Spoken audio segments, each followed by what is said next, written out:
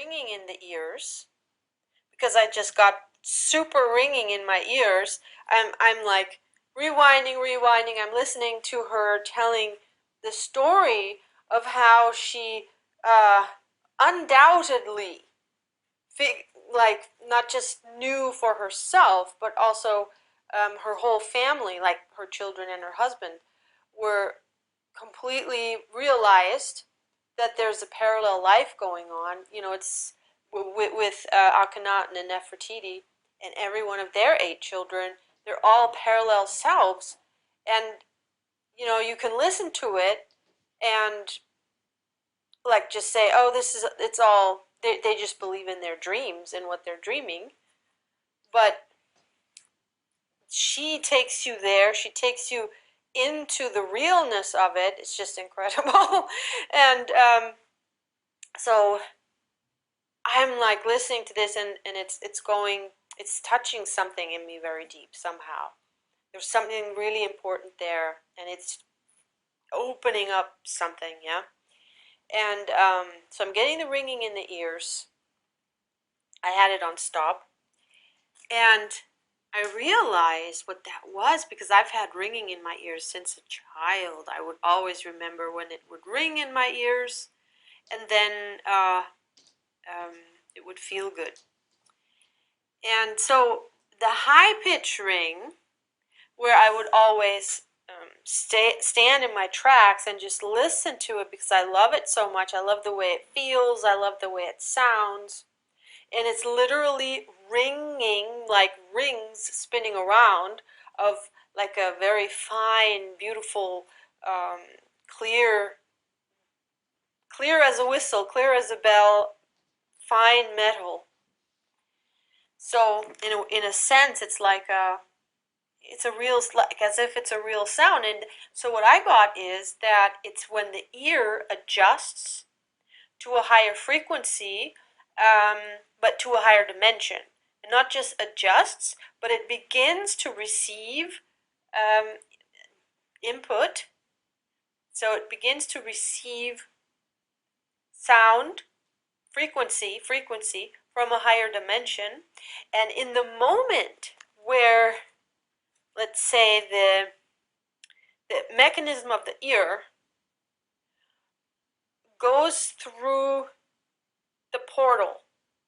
I don't want to get too technical, but maybe it's also the moment that the part of us that can listen into the dimension, which has its own,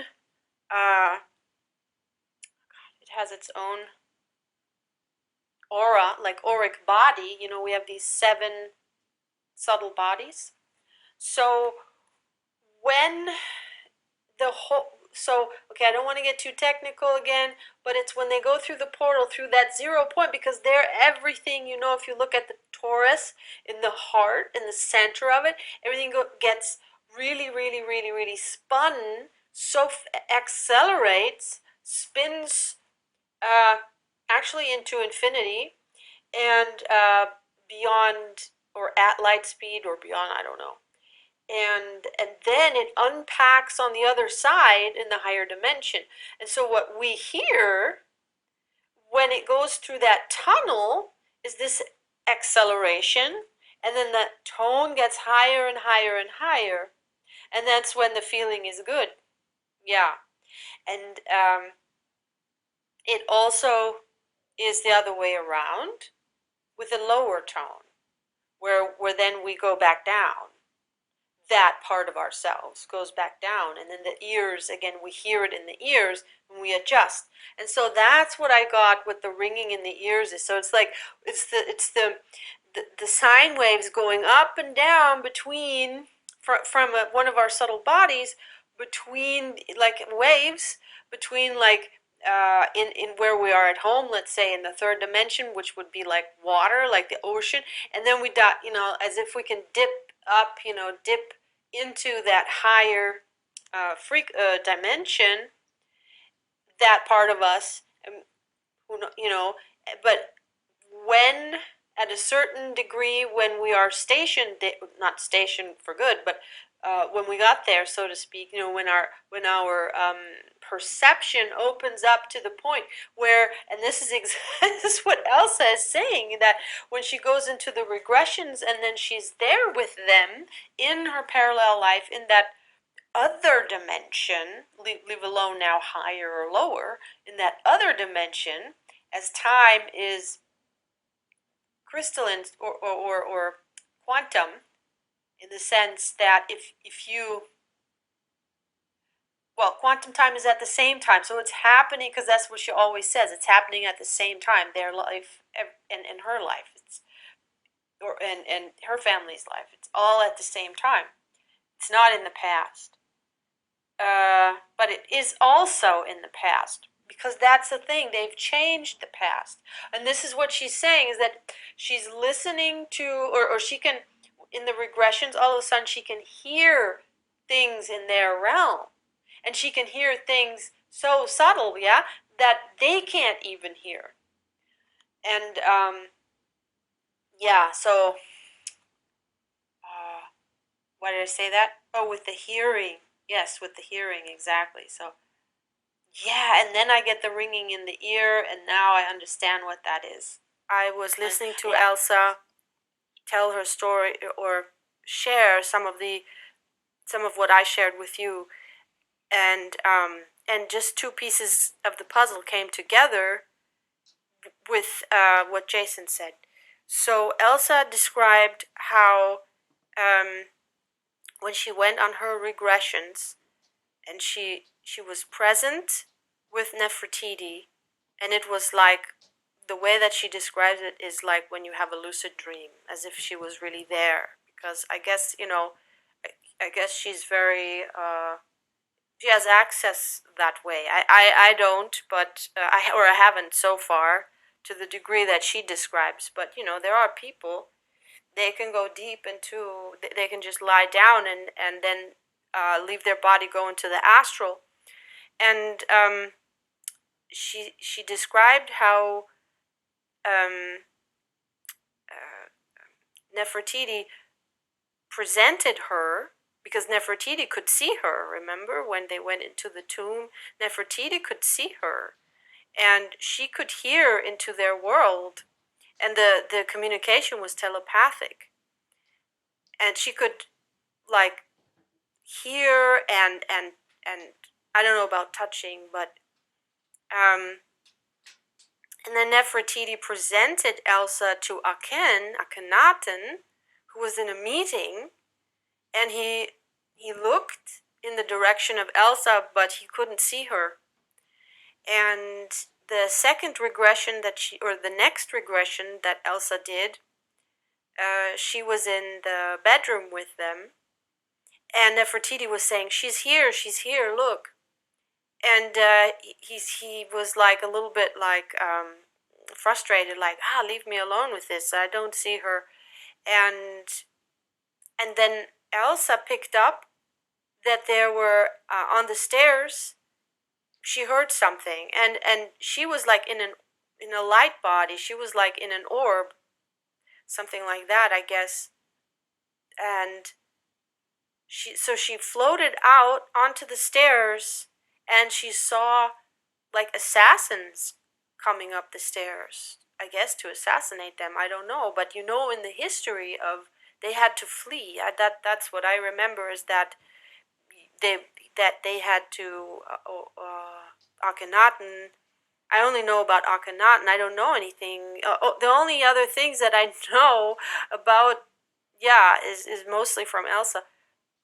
But I know that they had to flee, and they were in the desert, and they wanted to kill them.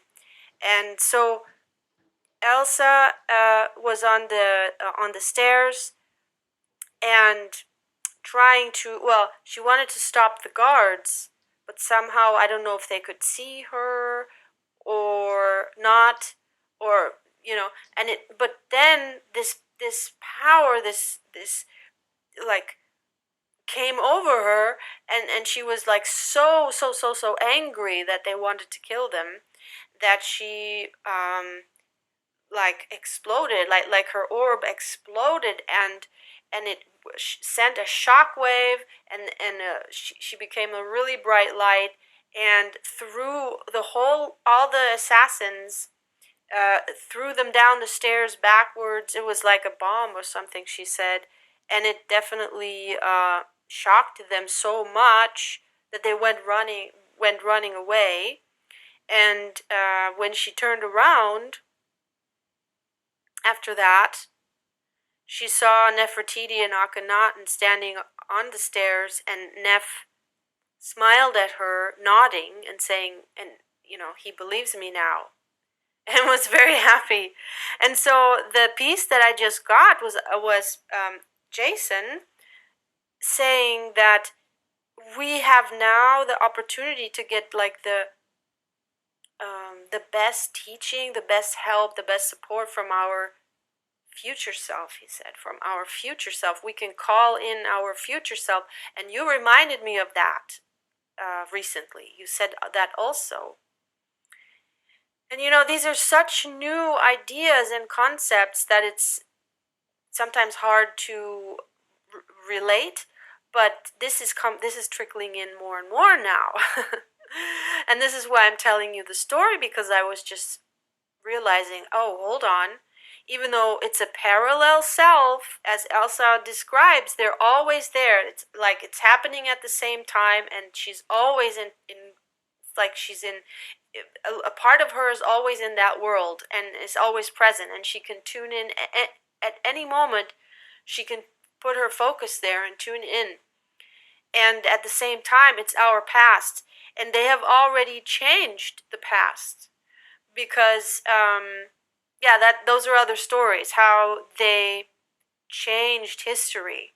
That's also amazing. Maybe if you're interested, I will share a little bit more, because again, it brings forth more understanding about how this works. And at the same time, as it's at the same time, simultaneously, it's also in our past. So then Elsa would she be like a future self of Nef? You know what I mean? Even, I mean, do we know is it Nef, probably Nefretiti, did she die? I mean, did she reincarnate? All of these things I don't know. Or are they still alive in the same bodies? I don't know that. Or is it like a fractal? Is Elsa a fractal of her soul?